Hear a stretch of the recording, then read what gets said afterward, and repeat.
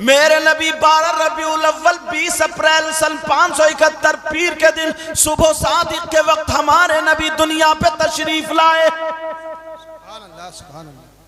जब मेरे नबी ना माँ के पेट में थे तो तभी बाप का इंतकाल हो चुका था। हजरत अब्दुल्ला बाप का नाम था, इंतकाल हो चुका था। दादा मेरे नबी के रह गए थे, तो उनको बड़ी फिक्र होती थी कि मेरे बेटा अब्दुल्ला तो दुनिया से चले गए, बहू पेट से है, उम्मीद से है। दुआ करते थे, खाना काबा के मुतवल्ली थे, दुआ करते थे अपने अंदाज में, दुआ करते थे, कहते थे काश मेरी बहू के यहाँ बेटा पैदा हो जाए ताकि मेरे अब्दुल्ला की नस्ल चल जाए, बस बेटा आ जाए, बेटा। ये दुआ मांगते, मगर क्या पता था ये बेटा ऐसा बेटा होगा, नस्ल नहीं कायनात इनके सदक़े में चलती है। ऐसा बेटा होगा, चांद और सूरज इन्हीं के सदक़े में बने, जमीन और आसमान इन्हीं के सदक़े में बने, कायनात का जर्रा जर्रा इन्हीं के सदक़े में बना। अब 12 रबीउल अव्वल 20 अप्रैल सन 571 पीर के दिन सुबह सादिक के वक्त मक्का शरीफ में मेरे नबी तशरीफ ले आए।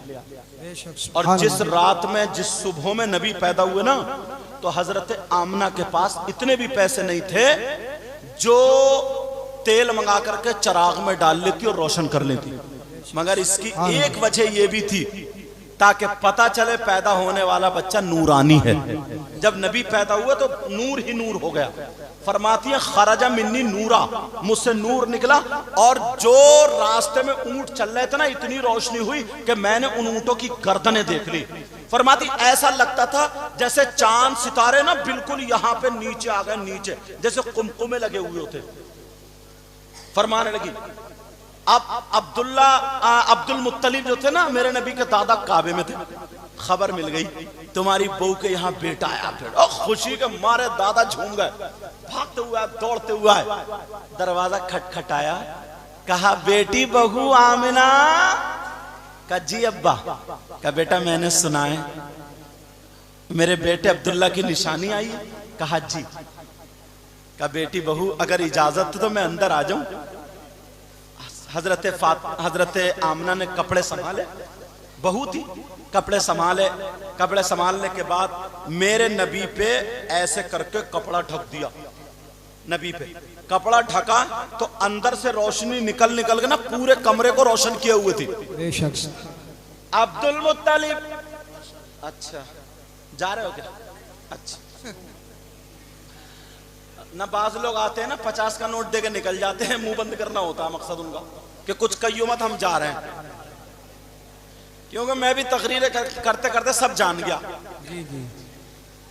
जब मैं नात पढ़ना शुरू करता हूँ ना, मैं या कोई भी शायर अगर नोट आना शुरू होते तो कहते एक शेर और सुन लो, बोले बस ज्यादा नहीं, एक शेर और, फिर नोट आ गया, बोलो आखिरी है बस, ये शेर बढ़ जाते हैं।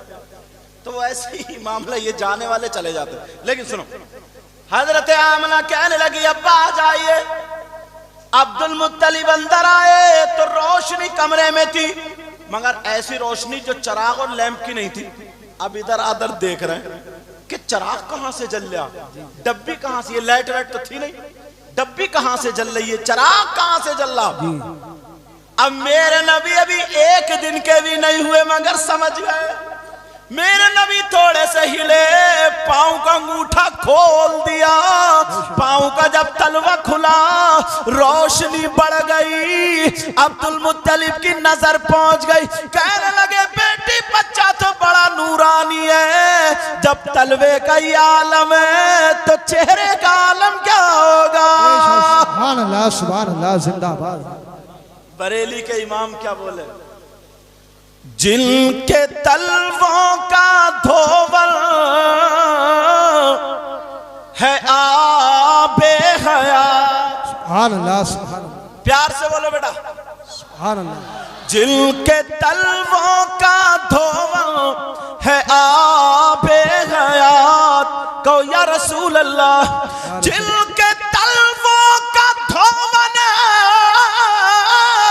है आबे हयात, है वो जाने मसीहा हमारा नबी।